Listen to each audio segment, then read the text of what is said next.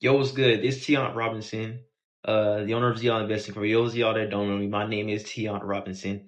Um, this is my first video in about two years or so. It's been a minute, so my YouTube talk might be a little choppy, but don't even worry about that. Those of y'all that don't know me, I'm a trader. I'm in college. I go to UNT, and I'm a finance major. I was mainly trading for some time, and then I switched over into automated trading. I'll get into what that is in a little bit. Basically, all you need to know is that I'm mainly trading, and I basically give out free game on YouTube and Instagram for people that are in the same situation that I am, that want to skip their jobs, that want to be able to make money on the side, or whatever your means are, you're able to do something besides think of your life in a box, essentially. So yeah, a little bit of backstory about how I got started. It was all in high school, essentially. So my first trade that I ever put on was in high school. When I put that trade on in high school, I knew that trading was for me. People will try to make money online and make this big uproar about how much they make online, right? But we all know that you see Instagram and things that they flash and things that they say aren't necessarily true. This YouTube page is going to be the real deal truth. It's going to be my journey as a college student, someone that goes to UNT, someone that's in finance, trying to make it, trying to find a way, and be able to spread the knowledge of what I know currently through automated investing, which is algorithm trading. Algorithm trading is essentially the use of automated tools to be able to put trades on. So you can use AI, you can use code, whatever, but it basically allows you to make financial decisions without doing anything. Like, you don't have to press anything. I could be sitting back chilling like this and trades take on because of the rule-based systems that I built or the AI that I've created. With that being said, so the first trade I'd ever take was in high school. That was options. For those of y'all that do not know what options are essentially your right to own company shares of a stock. Keep it simple. That's all it is. And after that, I found that there was a lot of rules associated with options. So when I found out there was a lot of rules associated with options, I then moved into futures trading. So, um, so boom, I was doing trading and track at the same time. For y'all, those of y'all that don't know, this is not me flexing or anything like that, but this is just to show you that I was just like y'all, same situations. I'm still in the same situation as y'all. So this is just kind of for me to relate to y'all's lows and stuff like that. So boom, I was literally jumping crazy numbers. I was doing triple jump track, right? Just going crazy. I was literally ranked in Texas like for like a year straight, just running track. Or jumping, doing triple jump. For those of you that know triple jump, boom, if you do, cool, you don't, you don't. So I was doing that, right? And then I got hurt and I found out that track wasn't for me, right? So I feel like this was kind of just God putting me in the stepping stones to be able to create the life I want for myself, essentially, right? So I started my first Discord on freshman year, right? Started my first Discord freshman year, and I was trading options. I was trading them daily. I had no idea what I was doing, just doing stuff, all right? Just clicking buttons, literally just doing stuff, literally. So I was trading options, and I had no clue what I was doing, and so I found out different ways through YouTube University. I'm going to educate y'all from what I found out through YouTube University. That's the best way to learn for free. Do not buy any courses. Just a side note. Just go to YouTube University. I literally learned futures trading. Futures is basically the right to buy a commodity asset at a future price. It's the actual definition, but don't let it trick you. All it is that you're trading the commodity price on the actual trading chart. So I was trading futures my senior year of high school, summertime. My bad. I was trading Forex in my senior year of high school. And I traded Forex. This is when I first found out about prop firms. Prop firms is essentially where you are allocated a certain amount of money, basically 50, 25,000, 100,000. This money is not withdrawable. You have to pass a challenge. Once you pass a challenge, you're eligible to get a payout from that said money. It basically allows you to have buying power from what you would if you was to be able to put money into a live account. So if you have $1,000 on a live account versus 50,000 live account, which one's going to make you more money? Well, we already know the answer. Let's not talk about it. We know prop firms are going to make that amount of money. So I started trading prop firms, right? That summer, I think I was over trading still, but I went to swing trading. I found out about ICT concepts and a whole bunch of technical analysis based ideologies um, that I found out to be very ineffective. So I blew around about, I'd say, $4,000 on prop firms during that summertime, my senior year. And just trying to get after, being ambitious, being young, not really knowing how to manage my money. I was just kind of doing with it as I seen fit, trying to make something shake out of what I thought I had the right idea. So after I was trading Forex, I went to futures. Futures is what I was explaining earlier about the commodities thing.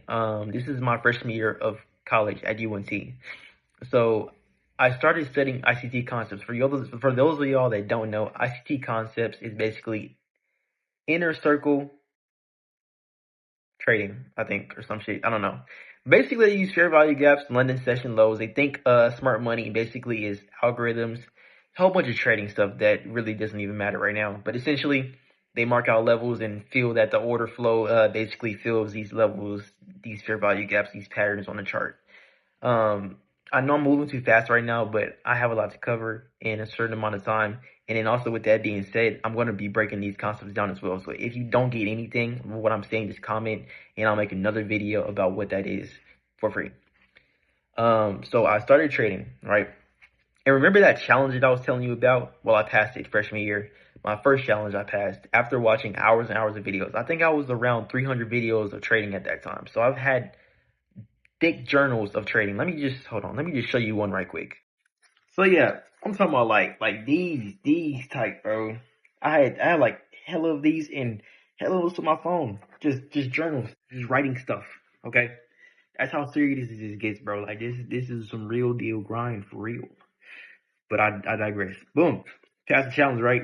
So then after that, the sob story of every other trader. They pass the challenge. Ooh, they think they're about to be up. They think they're about to get crazy bucks, and they about to go crazy, about to buy these cars, buy this and that. I had a whole background, bro. I promise you a whole background, right? I had Teslas on there, TRXs. Thought I was gonna come up, bro. And lo and behold, I blew the challenge. For those of y'all that do not know about these challenges, bro, they come with a certain amount of drawdown. Drawdowns is essentially the amount of money you're able to lose before blowing the account. With that being said, I had a 50K account, right? Mind you, it's not $50,000. It's just $50,000 worth of buying power the prop firm gives you, which is prop trading accounts. These accounts, I had $2,500 worth to trade with. I passed the account, right? And for whatever reason, I mean, not for whatever reason. I'm going to get into the math, but in a later video. For right now, we're just going to think me and you, right? For whatever reason, the account was blown. The science, the math was not adding up. The numbers, the risk per trade that I was putting on. Basically, when you take trades, you're able to risk a certain amount of money. And then with that being said, you're okay with losing that amount if you lose, which oftentimes it happens. So with that certain amount of risk that I put on, bro, it was enough to blow the account within 5 trades. Let that sink in, right? The money that I thought I was going to make off these accounts did not come to fruition. In fact, I lost even more, and in fact, my financial situation got worse. And in fact, I had to. You ever cut your hair? You just so down bad, bro. That's what happened to me, bro. I literally had to cut my shit, bro. So, yeah. Anyways, fast forward to sophomore year. I started getting deeper into trading. I saved up more money over the summertime, so I was able to go. Actually, my bad. I'm tripping. My bad. Boom. Fast forward to freshman. My bad. You got to give me some grace. It's been a minute. Sophomore year, summertime. So the summertime before sophomore year, I went back to options. In fact, futures had hit me so bad, I went back to trading options, and I was swing trading. I was working at HB over the summertime, so I had 2 incomes coming in. I first saved $300 from my first check, took that 300 and then put it into options account and turned it in to 2 bands or something like that around there and bought my Audi. The car you see me whipping on my Instagram or whatever, I got that car from options trading. So I was trading options for a little bit, making some cool bread, you know what I'm saying, was able to stack it up and buy myself a nice whip. With that being said, I then went back to futures trading because Trump came into office during that summertime, and let me just say his office run has been pretty bad for the charts that year for options. So my strategy had got ruined by strategy decay, which is something that is known as strategy decay when your strategy just randomly stops working, it's not random. Like I said, I'm going to get to it in a later video, but your strategy base stops working. So, boom, strategy decay happened, and then after that, I went back to futures trading. During this time, I had basically learned order flow. Order flow is essentially the bids and asks in the auction market, and that auction market is what moves the charts up and down. I'm not going to get into the details of what's on those charts. For those of y'all that are complete beginners, just stay with me. I promise you I got y'all. For those of y'all that know what I'm talking about, or you've been around order flow trading, you know. So boom, I was doing that, and then right when I hit that order flow trading, bro, I had passed my first, not passed, my bad. I had passed 2 more combines, right? And I blew all of those, and I passed 1 more combine, blew that one, and then sophomore year, second semester rolls around. I then quit my job at Walmart and said I was going to go all in on trading. Guess what happened? Boom, I ran up 4 bands on that account. So I bought a 150K account. Mind you, it has $150,000 worth of buying power. I had one of those. And at the time, I was trading it.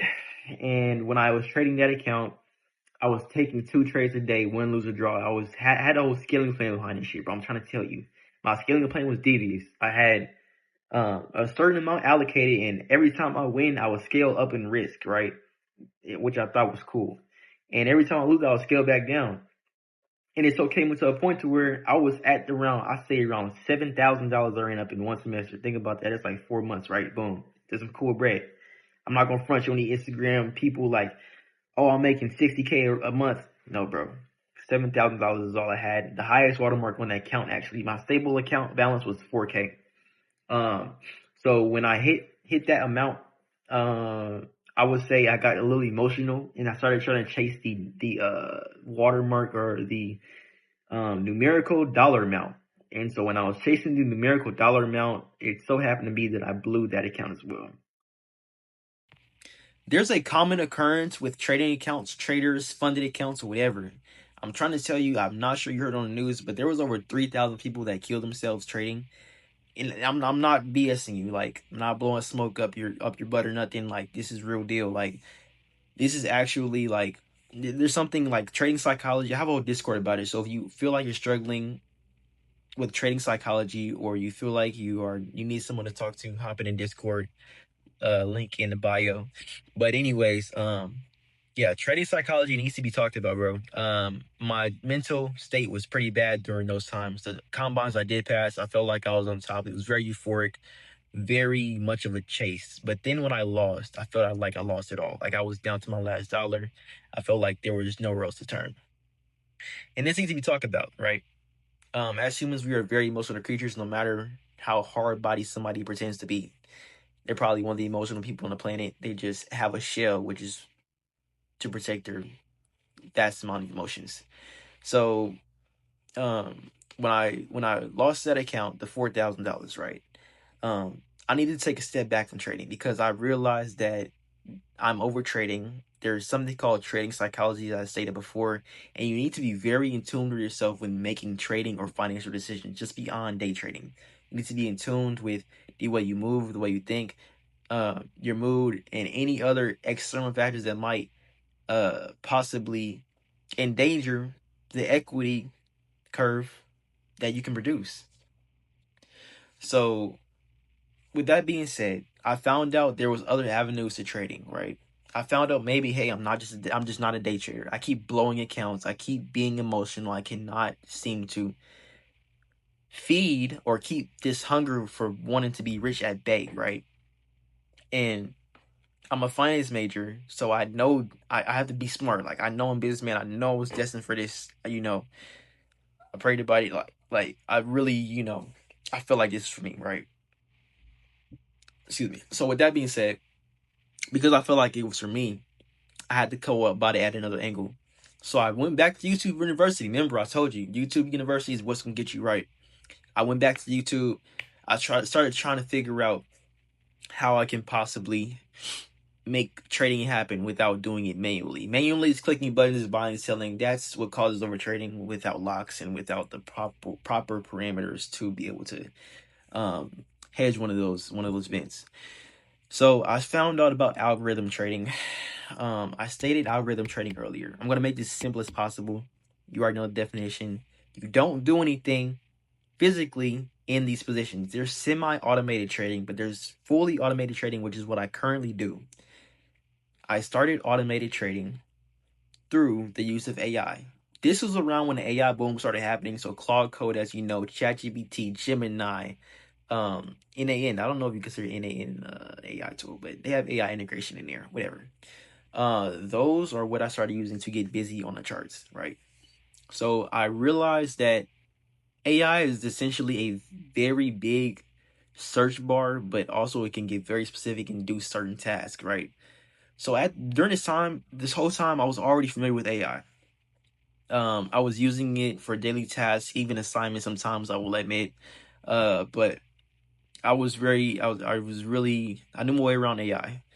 So I started using AI to be able to educate myself on how to trade without using manual setups. And I found out if I can automate my strategy, which I already knew was profitable because I hit $4,000 to begin with, right?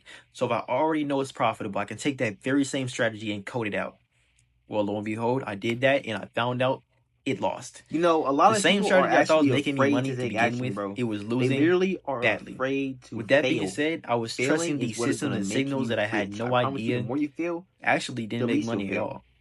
Yeah, really, but not really. But anyways, I failed, bro.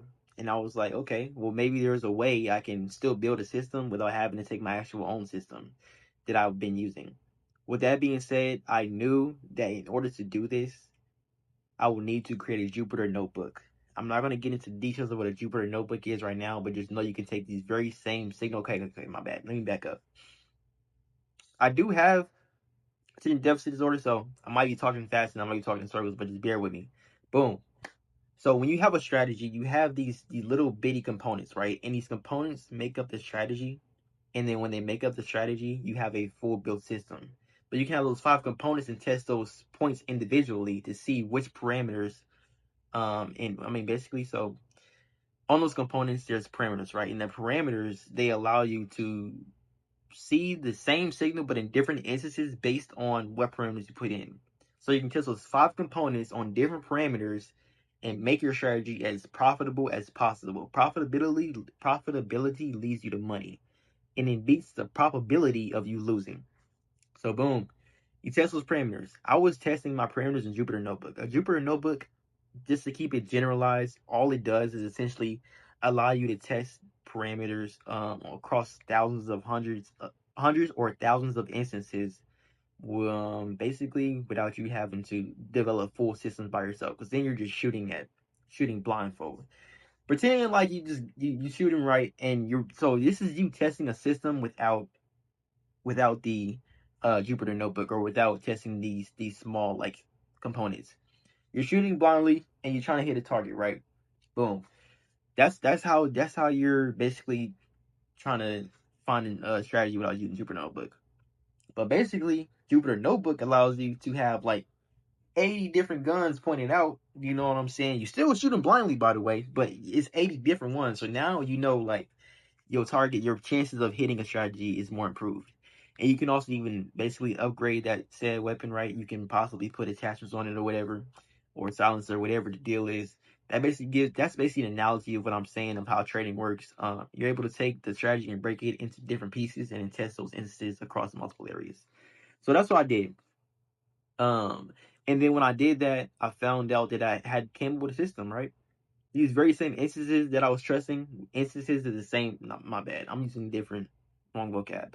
Instances is not the same thing as the components. Instances are the amount of times the components fire. So I was testing these components, right, across these different instances, and I found out the ones that I trusted are not correct. So with that being said, I then moved on to ones that I knew were correct, and I built a whole Excel sheet using Claude Code. You're probably thinking, and I will admit, like this takes some brain power, right? But you don't have to know how to code. I don't know how to code. I literally use Claude Code to be able to do these things.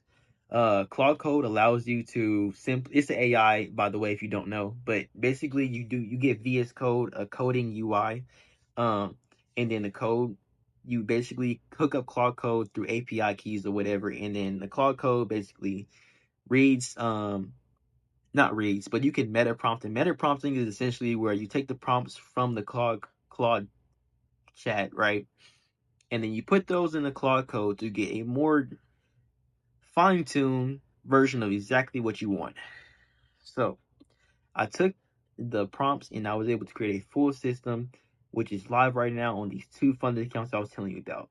Think about it, right? You know your system merged. You have thousands and thousands of instances to test it on. You have an Excel sheet literally that ranks your systems one by one, which I have all that. I'm speaking for myself. If you want that, you gotta subscribe. You gotta tune in.